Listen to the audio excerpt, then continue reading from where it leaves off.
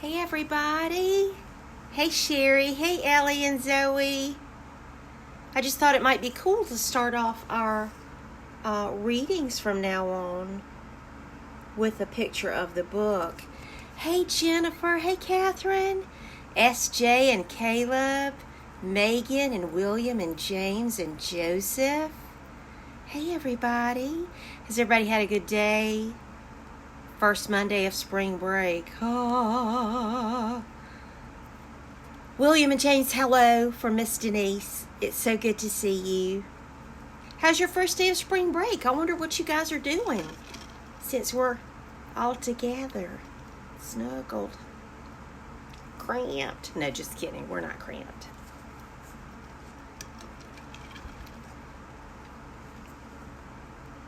Oh. Wonder if anybody got some good fun outside in the sunshine today. Hey Renee and your mommy. I know that I'm excited. Friday I'm going to go and visit my mom.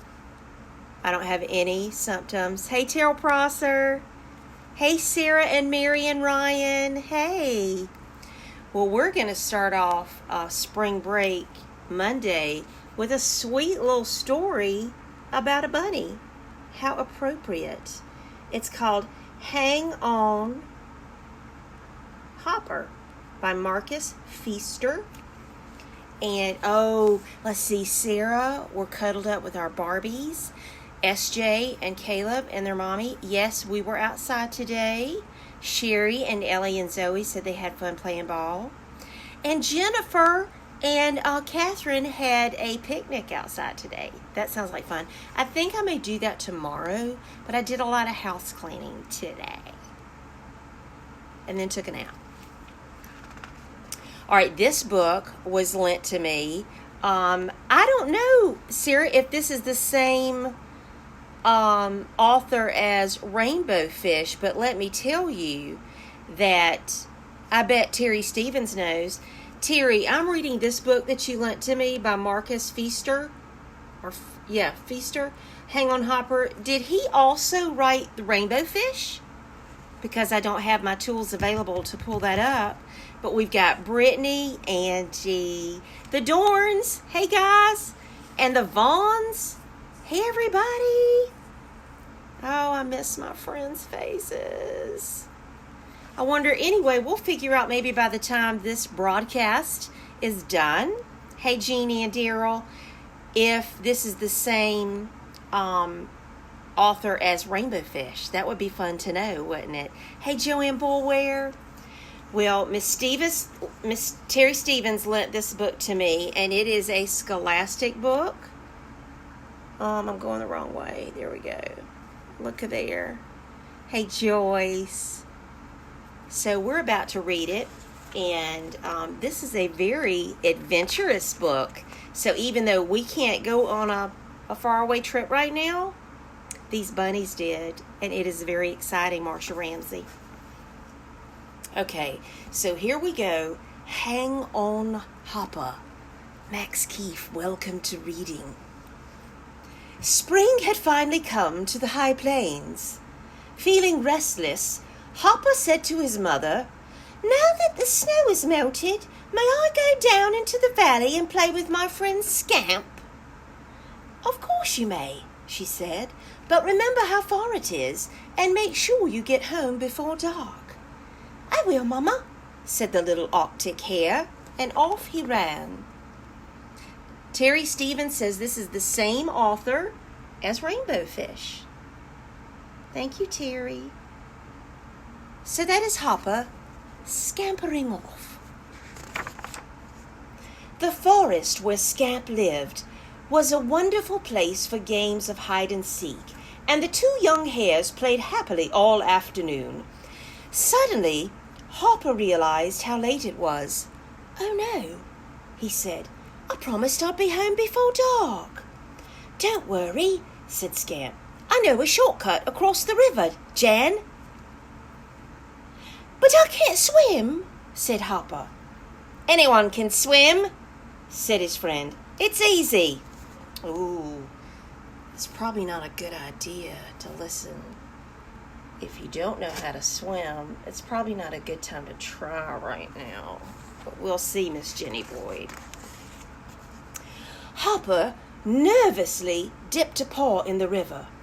"Are you sure I can do this?" he asked. "The water's very cold." "You're just scared," said Scamp. "I'm not. Watch me." And he boldly jumped in. Hopper lowered himself into the river and pushed off from the bank. "Oh, look, Lee Jones. He's going into the water even though he doesn't know how to swim." Da, da, da.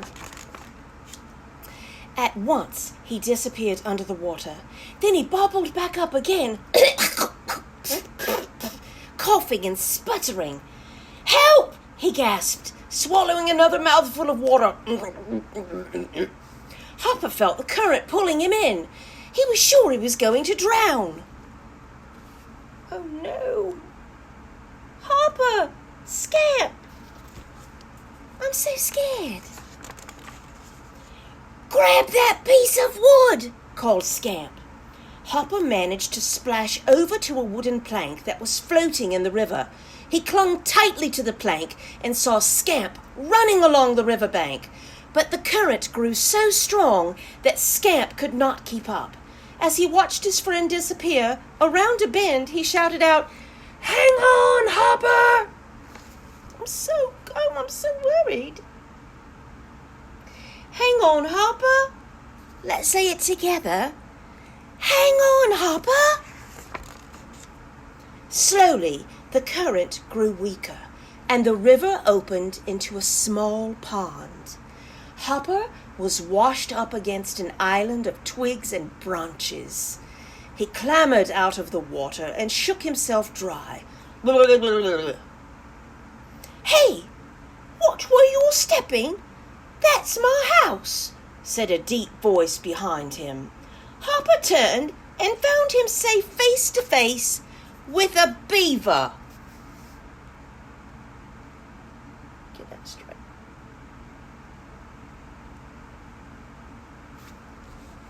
"Hello, Lauren. I think he's gone a bit far from home now." "How did you get here?" asked the beaver, and Hopper told him everything that had happened. "That shortcut was a big mistake," said the beaver. "Water is dangerous. Stay away from it if you can't swim." "I will," said Hopper, looking rather ashamed of himself. "And I'm sorry I stepped on your house. I didn't know it was a house. There is no door." "There's no door there, Jeremy Brunson and family."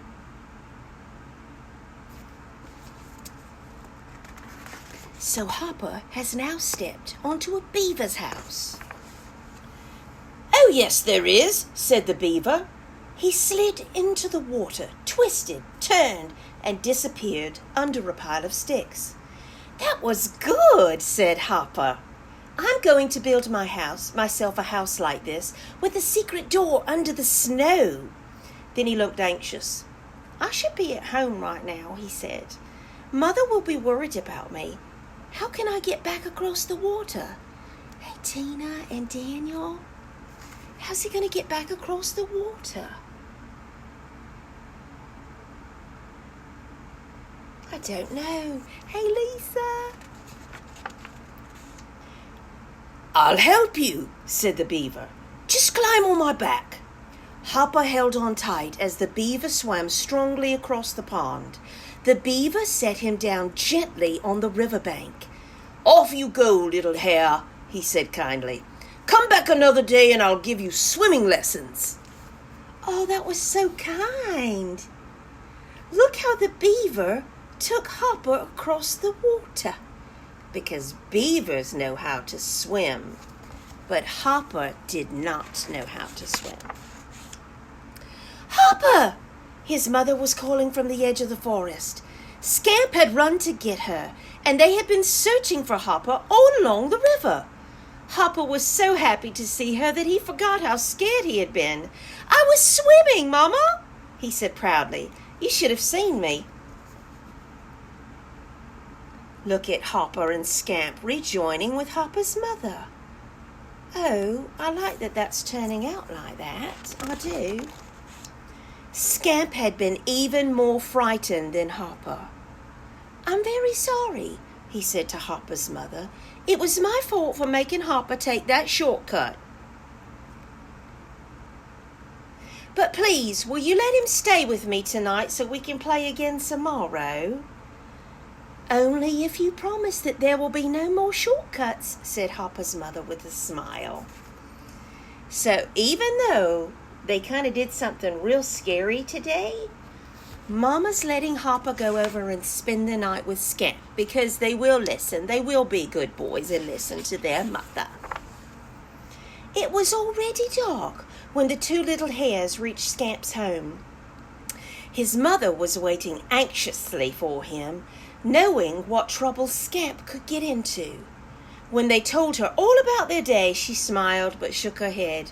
Tomorrow, you must both stay close by me.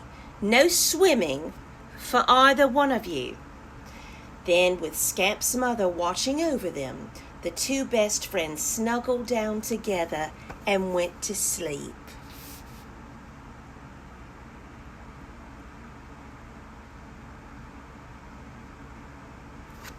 Have you ever had a sleepover?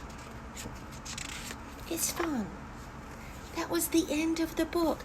Didn't you love this book? Hang on, Hopper. Oh, I just love that. And Jeremy, I love that you and Mason watch my videos. Guys, if I can just make one or two kids, but it's a little bit more than that. If we can make any kids feel good at night before they go to bed, it's the best. And once again, I want to remind you that I'm on every night at 8 o'clock, even on spring break. Yeah, we just got a ton of books to read.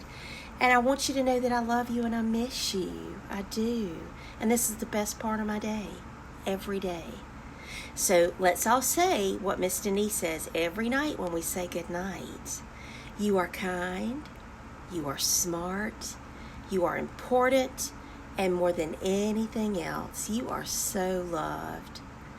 I love you so much, and I will make sure that I pick out a really, really good book for tomorrow night. Okay, so remember we're live at 8. But if there are any that you ever miss, you can go to YouTube. Let Mommy and Daddy take you to YouTube. And you type in Mrs. Denise Reads. And all of my books are there. So anytime you say, hey, Mom, I know it's spring break, but I kind of want Miss Denise to read to me, just go to YouTube and you can see all my books. I love you so much, and I'll see you tomorrow night. Bye-bye.